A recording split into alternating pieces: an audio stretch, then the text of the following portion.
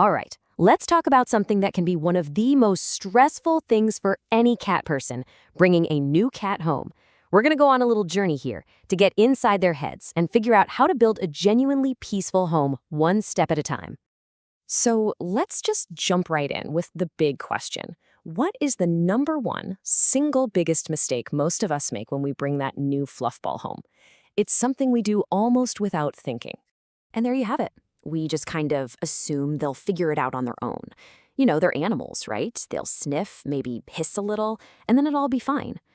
But that idea, it completely ignores how a cat's brain is wired. It's not about them working it out. It's about us setting the stage so that they can. And here's the real mind bender.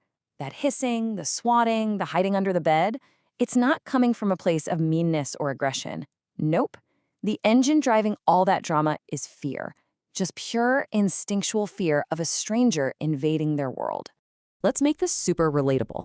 Imagine you're just chilling at home, minding your own business, and some random person just walks in, plops down on your couch, and starts eating your chips. You'd be terrified, right? You'd feel invaded, confused, panicked. That is exactly what your cat is feeling. It's a full-on home invasion in their eyes.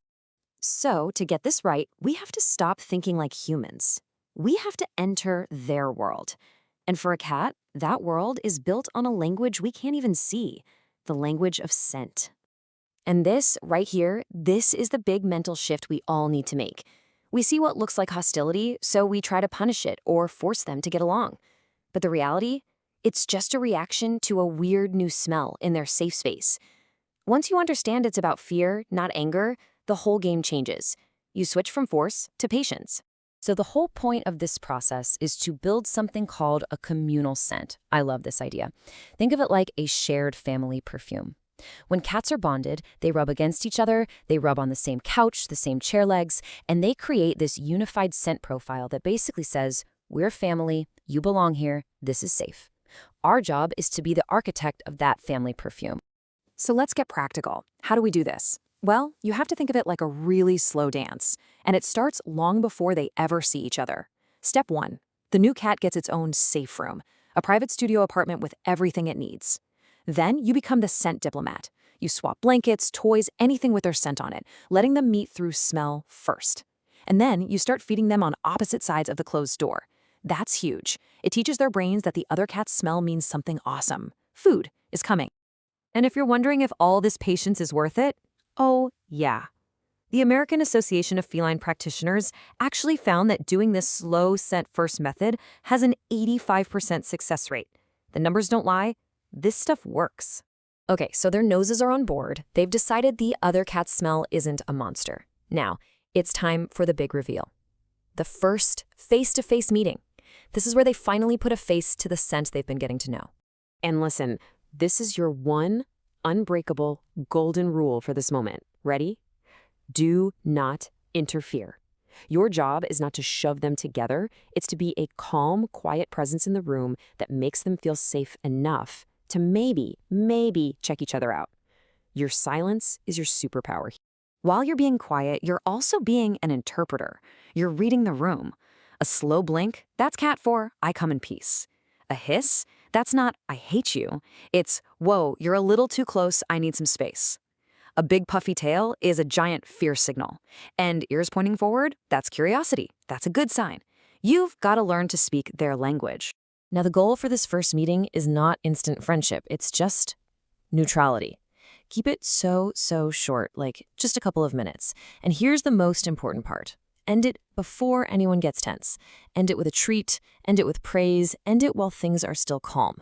You want them to walk away thinking, that wasn't so bad.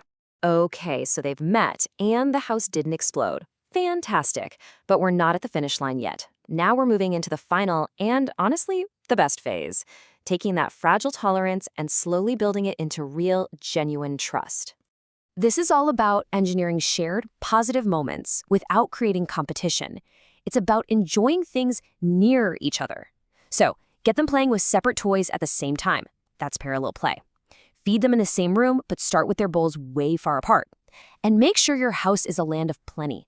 Multiple beds, lots of high-up spots, extra litter boxes. No one should ever feel like they have to fight for resources. And here's a really cool thing to watch for. It's called social synchronization. You'll start to see them mirroring each other. One cat stretches, and then the other one stretches. They might nap in similar positions on opposite ends of the room. It's not a coincidence. It's this deep subconscious sign that they're getting in sync. They're starting to trust each other. And please, remember this. Progress is not a straight line. There are going to be little setbacks. You'll hear a random hiss. You might see a swat. Don't freak out. It's just a conversation. It's them negotiating their boundaries. It's a totally normal part of any relationship, really. So, through this entire process, from that very first scent swap to them napping in the same room, there has been one constant, critical ingredient. And that, my friend, is you. Your role is the most important of all. This quote says it all, doesn't it? You are the emotional thermostat of your home. Cats are like little furry sponges for our energy. They look to us to see if everything is okay. If you're stressed and anxious about the meeting, they're going to feel that and they'll panic too. But if you can stay calm, patient, and cool, you create the safe atmosphere they need to figure things out. And let's be real about our expectations here. Some cats will become those inseparable, cuddling best friends, and that's amazing. But it's not the only way to win. The real goal, the true success story, is peaceful coexistence. A home where both cats feel safe, secure, and not afraid. Anything more than that is just a beautiful, beautiful bonus. So when you finally get to that place of peace, just take a moment and realize what you've actually done. With a ton of patience, a little bit of empathy, and a willingness to see the world through their eyes, you did more than just stop a few cat fights. You took two totally separate individuals and you patiently wove their worlds together. You built a family. Before you go, remember this. Your cat is doing something right now that most owners completely miss. At Feline Frontier, we don't just share cute cat facts. We uncover the hidden meanings, the quiet signals, and the strange behaviors your cat uses every single day to communicate with you. From the sounds that instantly calm a stressed cat, to the tiny habits that prove they trust you, to the mistakes that silently hurt them more than you realize. Everything here is designed to help you understand your cat on a deeper level. So if you've ever looked at your cat and thought, "What are you really trying to tell me?" You're in the right place. Make sure you subscribe to Feline Frontier, because the next video might explain something your cat has been waiting years for you to understand.